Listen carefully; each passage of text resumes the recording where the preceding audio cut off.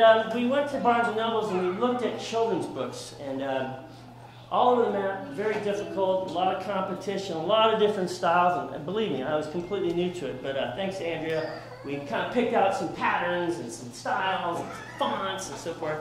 And thank you very much, Andrea. Very nice of you. I also want to recognize my friend Donna over here. She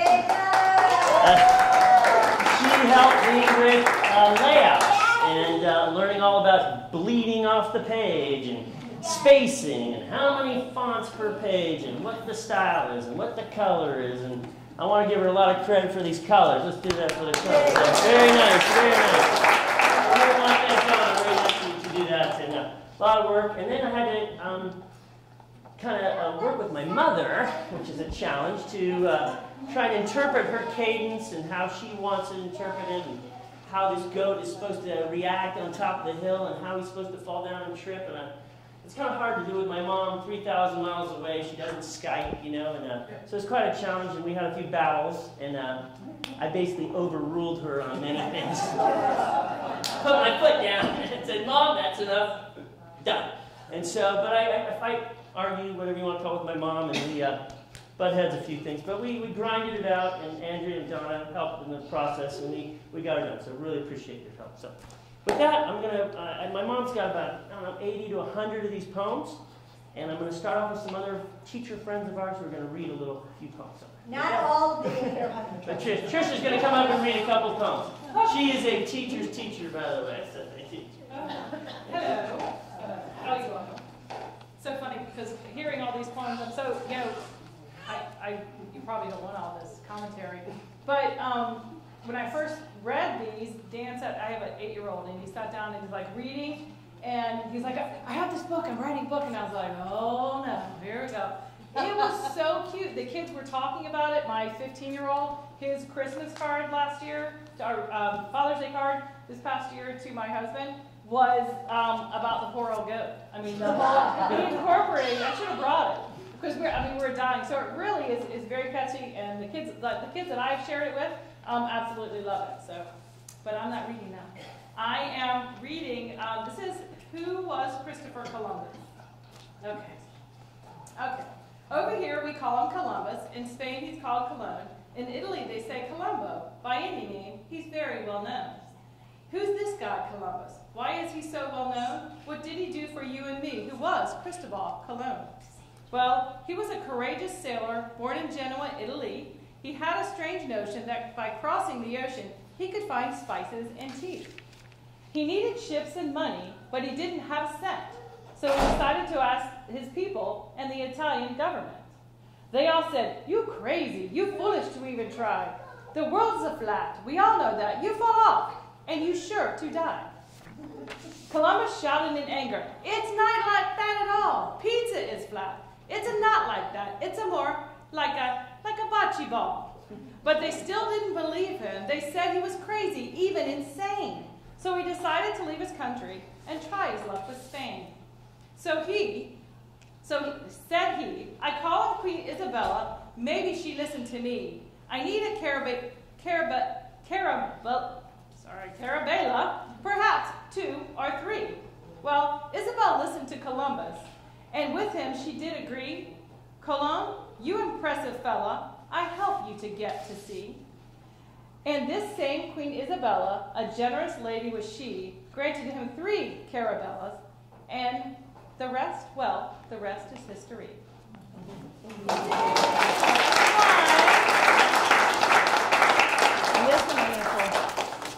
Okay.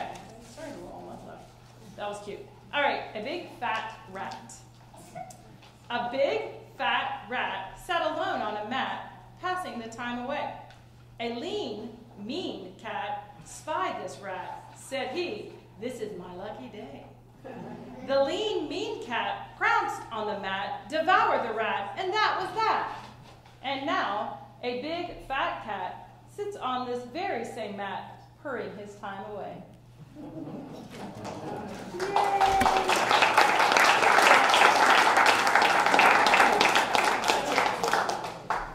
I'm going to read one more, and then I'm going to get into the goat, all right? All right. Let's see which one I'm going to pick out. All right. My mom also not only did she write a lot of poems, she picks out things that she likes. So besides the rhymes and the children's stuff, she also writes a lot about environment and trash and litter, and tries to get kids and people that she was working with to clean up the earth and clean up the environment. Okay? So I'm going to read one, and then my friend Ann is going to come up and read one. Okay? So this is about my mom writing about the sky visiting Earth. Okay?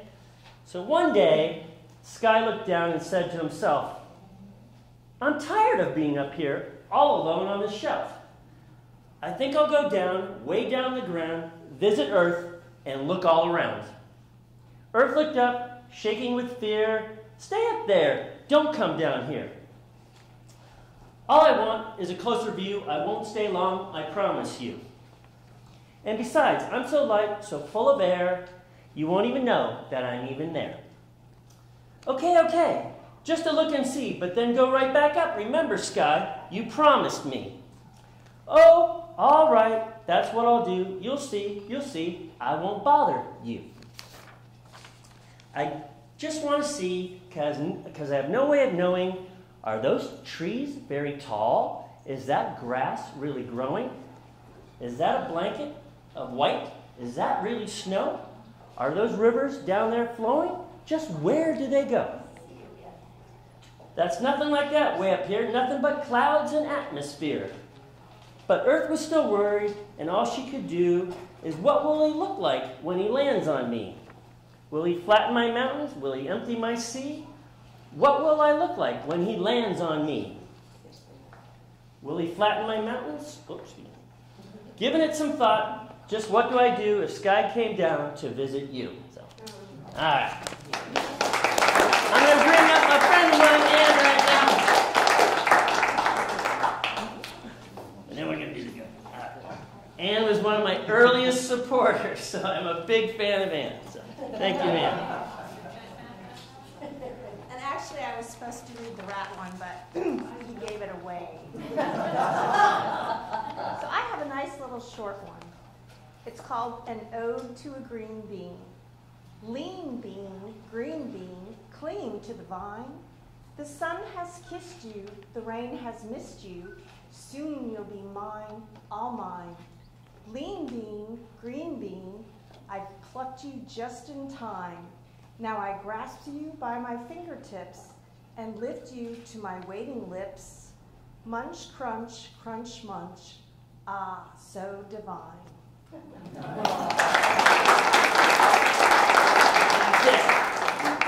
All right. So we're going to get out the goat book. Everybody get out the goat book. All right. Get out the goat book. Anybody want one? So this book. Okay, have a seat.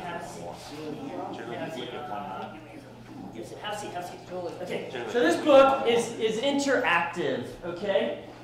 And I've been reading it to kids. I read it to I went to the doctor today. I read it to the nurses station. I read it last night in the Publix checkout counter, okay? And they told me to stop, and I went over to the produce section and I read it anyway. Trust me, he does it to everybody. I practice a little bit. I'm practicing. Okay, and I've also, if I could tell you, I'm trying to get it into the Hillsborough County Library system. No easy task. I want to thank some of my friends here, Tina and Kathy here. They came with me to support me when I read in front of the library board. Very appreciative. So, very tough. They're tough on you, and they make you earn it to get into the library system. But I got a shot, so I'm really appreciative. So this one is got a little chorus to it. So you turn to page 3. We're going to practice a little bit, all right? And you got to follow the orchestra, the conductor, okay? So it's got some cadence. And by the way, since my mom had 60 or 70 of these things, I got her to read them into my tutor's cell phone. You know, I got recordings of all my mom's poems if everybody wants them. So you can learn the cadence, okay? So this one is, I'll start off real easy. Poor old goat, he can't swim and he can't float. Poor old goat, he can't swim and he can't float. Awesome, there you go. So So we got that part of the drill. You got when it comes up, you got to hit it. Okay. And the other thing about this book is there's lots of rhyming words, and so I'd like you to help me finish a sentence when there's a rhyme. So I'll go to a good one is page 6. Okay. So when I say, but somehow we managed to pull them into the boat, and then we covered them up with a shabby old coat. Yes. Okay. So we got to get into it, and our teachers here. And the teachers here, Sarah and Trish, they know about getting the kids involved. And when I went to the library board, they liked it. And immediately she says, oh, the kids can get involved with this. You need to have goat face painting. I don't know much about goat face painting. She said, you need to make it interactive. You can do a play out of this goat. And I was like, what? And this is really how deep the Hillsborough Library gets into. And they have storytellers at the Hillsborough Library. They go around, and there's a couple of them that, wherever they go to the library, they are actually sold out. That the grandparents fight to get in to see these storytellers. And that's one of my goals. So Connie's going to read one, a little bit. You want to read one or what? Well, everybody read the one. Okay, all right. So we'll get into it. So I'm going to read this goat, and you guys participate with me, okay? Are we ready? Yeah. I can't hear you. Yeah. All right. So imagine you were driving in England, and you were cruising around with your friends, and you're out in the nice countryside, and there you will come around this bend, and there's this big grassy hill, and on top of that hill is a castle, okay? And down at the bottom of that castle, there's this big watery moat, and it's deep, and it's dark, and it's dank. But you keep driving, and all of a sudden, you see this poor old goat sitting on top of this hill on this slippery slope, okay? That's where the setting is. So I'm going to get it started.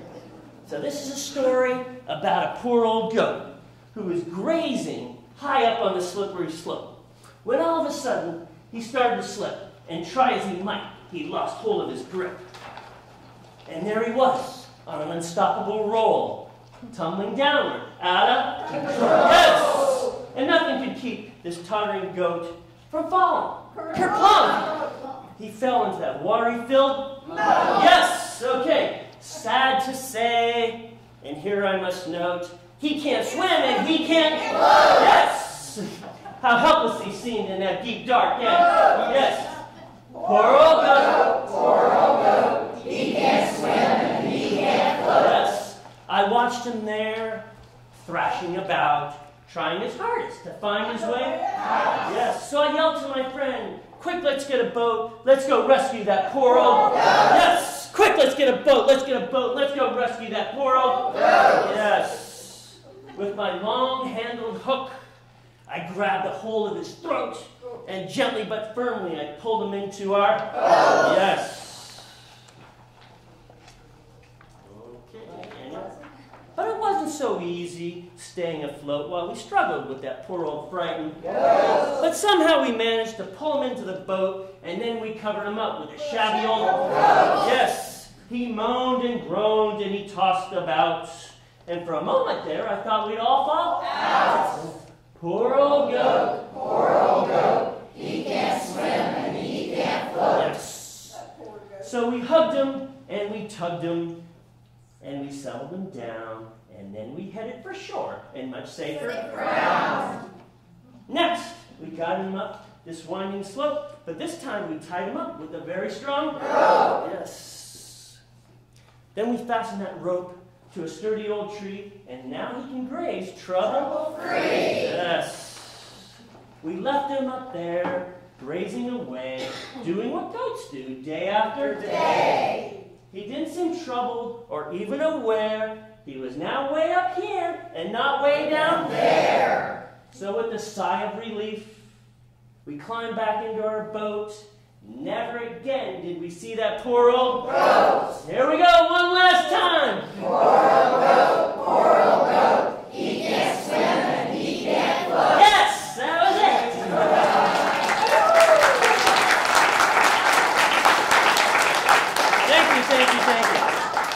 Thank you, Andrea. Thank you, Donna. Very nice of you. And I want to say a few more things, and I'm going to close it. And then there's a reception a little bit at our house, but I want to share a couple things with you really quick that are important. So let's see if keep it together.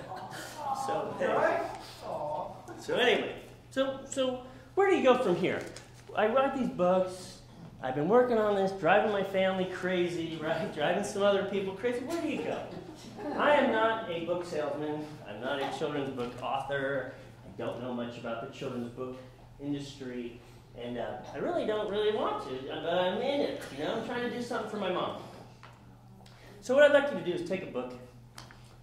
If you come to my house, I'll autograph it for you. I'll autograph it here for you and sign it for my mom. And I want you to take it and give it to a first or second or third grade teacher and have them read it and give some feedback. I got my mom's email over there. Yeah, she really likes some feedback. So we're learning. We're trying to learn about how to write a children's book. It's not easy. So if you have any constructive feedback, we'll take it. So please read to the kids, give it to some teachers. If you like it, let us know. If you don't like some things where we can make improvements, let us know. But it's tough, and I want to share something with you. I went to Barnes & Noble, I read it to the librarian. I book people, and she says, "What's the grade level?" "I don't know." "What's the reading index?" "I don't know." "What's the age group?" Andrew was with me, right? "What's the age group? What's the perfect color? What box does this book fit into?" And I said, "I don't know. I don't know." And she said, "Well, tell me about the book."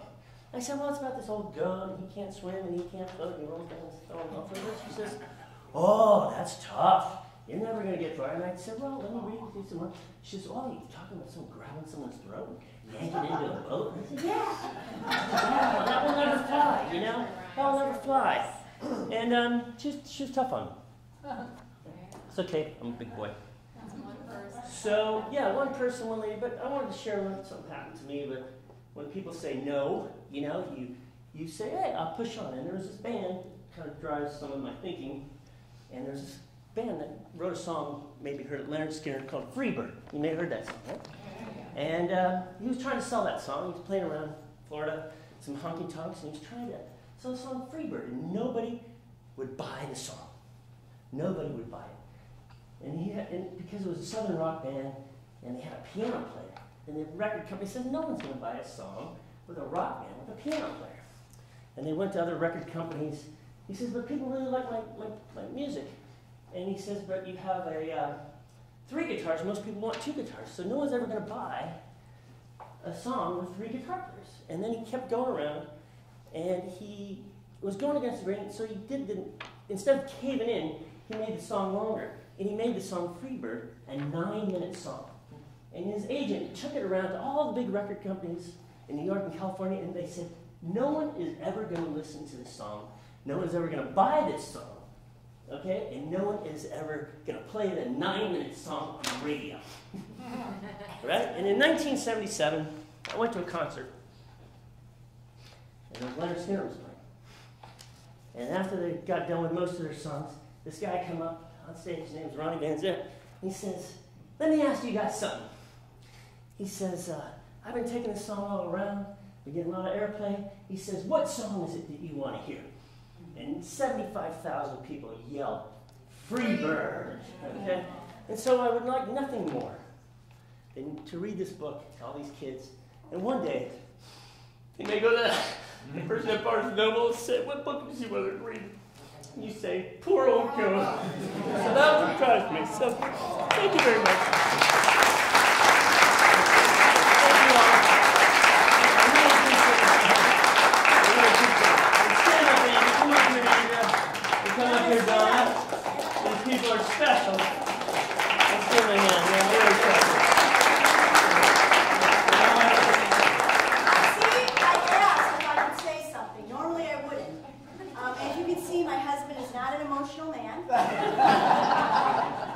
As you all know, he drives me crazy, but for the 28 years we've been together, I wouldn't give him away, because you see what type of man that he is to do this for his mother. He drove me nuts at 4 in the morning. "Hey, Julie, what do you think?" "I don't want to think now, I want to sleep." My son Sam, my son Max, they helped out a lot listening to Dad's, even at his birthday party. As some of you may know, he did his old goat at a birthday party. Okay. But Dan, you are a wonderful person. You're a great father. You're a wonderful son to do this for his 85-year-old mother who calls up to ask computer questions 3,000 miles away.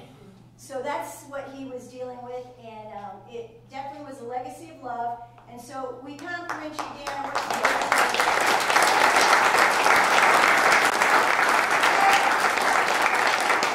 Right now, and I know you all want to get an autograph book from Dan. So come to our house. He made, what did you make, Dan? Chips, smoked pork or something? And we've got pizza, we've got salad. So come over and have something to drink and eat, and then go home. Sarah, you too.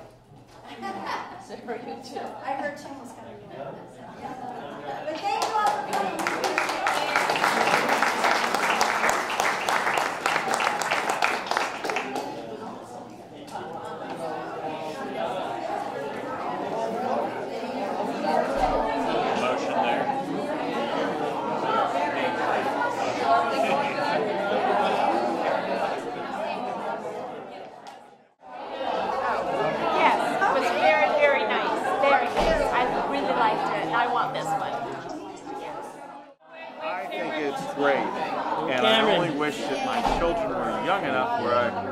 Me to read a children's book to them, but when they're going on 20 and 13, probably a little too old. Happy reading. Is a lot of talent. And it's wonderful. Congratulations to Dan and his mom and Julie. It was great work. Great work. All right, you're on that one. I love sharing ones. They're beautiful. They have meaning. It's really enjoy sharing them with everyone. And I love Poro Goat. I like to watch it develop throughout the year, and I just think Dan just really did a great job to honor his mom and her words. So well done. 6 or 8 months trying to get it right. Yeah, that was a lot of work. Very good. You know, it's funny. What was your favorite word? Hey man, people, and there's teachers in the room teaching, you should say it this way, or you should phrase it that way. Or the coach shouldn't call what happened on page 8? And I trimmed it down to make it manageable. Putting yourself in the mind of a little kid. Yeah. So what is the grade level? 2nd grade. Well, I think it's all. Thank you guys. It's really nice seeing you. I'm the illustrator. My name's You liked it? You participated? You got to go. Happy reading. I met Dan, we're a family friend. She's a family friend. And he had just asked me if I would do some quick sketches for this poem that his mom had written. So I did. He sent them over to Ida, and she loved them. So throughout the process of maybe 6 to 8 months, I was on phone calls with her. You can email my mom. And